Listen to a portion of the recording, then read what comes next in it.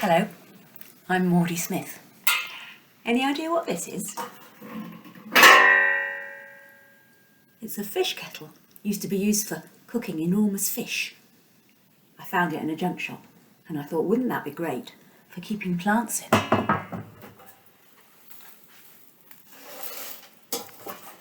There you go. I love finding old things and putting my plants in them, like this old teapot and this cup and saucer. Some people are really imaginative and can turn old things into completely different things. There's a character in my new book like that. This is the book. It's called My Must-Have Mum. And it's by me, words are by me, and it's illustrated by the wonderful Jen Carton. It's told in the voice of Jake, who tells us all about his special mum and how much he loves her. I'm going to read it to you now. See if you can imagine that the voice you're hearing isn't mine, but it's Jake's. My Must-Have Mum by Maudie Smith and Jen Carton. My mum's not like most mums. Say there's a skip in the street. Most mums will pass right by without a second glance. Not my mum. Look at this, Jake, she'll shout. We must have this. We must have this too. And we simply must have this. That's my mum for you. She's a must-have mum.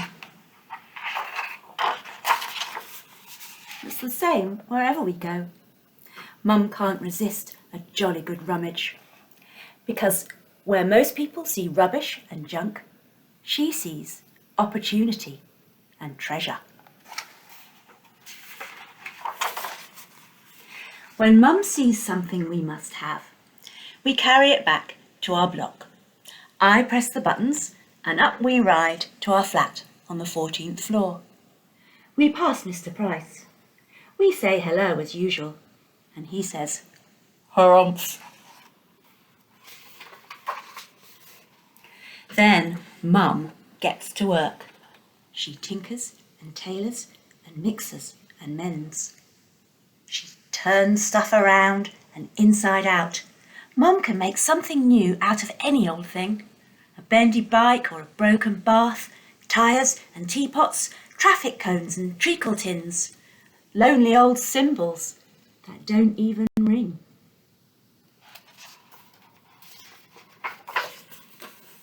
Once we found a damp, bedraggled rat, and Mum turned that into quite a decent dog.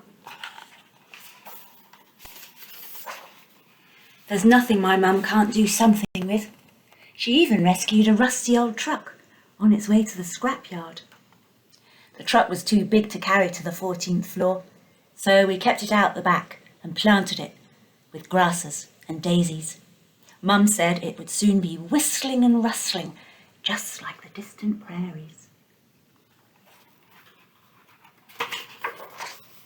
One day, Mum saw an old abandoned boat she simply had to have. That boat sure was heavy. We said hello to Mr. Price as usual, and he said, "Harumph." But this time, that wasn't all he said. "There she goes again," he said. "Your mum won't be satisfied till she's changed every last thing in the world."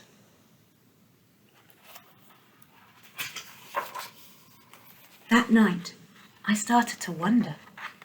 I started to worry. What if Mr. Price was right? There was nothing in our flat Mum hadn't changed. Or rather, there was one thing. Me. What if Mum wanted to change me too? What if she wanted me this way or that way or another way altogether? I had to leave. I had to go far, far away. I knew the very place. Where do you think he's going?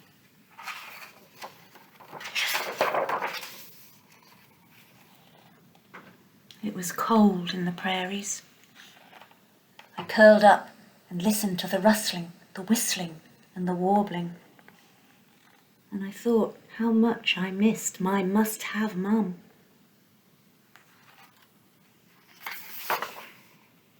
The grasses swirled and swished, and when they parted, Mum was there, and she brought breakfast. We warmed our hands on our teacups, and I told Mum all about Mr. Price and the worries that had come in the night. And here's what Mum said to me. "Jake," she said, "there's not a single thing about you that I would ever change. You'll go changing anyway, without any help from me. You'll grow like the trees and blossom like the flowers. You'll shine just like the sun. All I'm going to do is stand by and watch. And I'm going to love every minute." My must-have mum told me and told me again that I was her one and only must-have son. And that's the end of the story. If you'd like a writing project of your own, maybe you could make a list of things that could be changed into something else. Maybe start with them all having the same letter at the beginning. I had teapots and treacle tins and tyres and traffic cones. You could try a different letter and maybe turn the words you find into a wonderful poem. Or if you'd like to write a story and you're a bit stuck for inspiration, maybe you could try writing this story again, but this time not from Jake's point of view, but from the point of view of one of the other characters. What would it be like if it was told by Mum? Or maybe Mr. Price? Or even the little dog? I bet it would be totally different. Or if you'd like a drawing project, why not try designing your own cover? Covers are really important for stories, aren't they? They need to make us want to read the book, see what's inside. Anyway, happy writing, reading and drawing. Bye!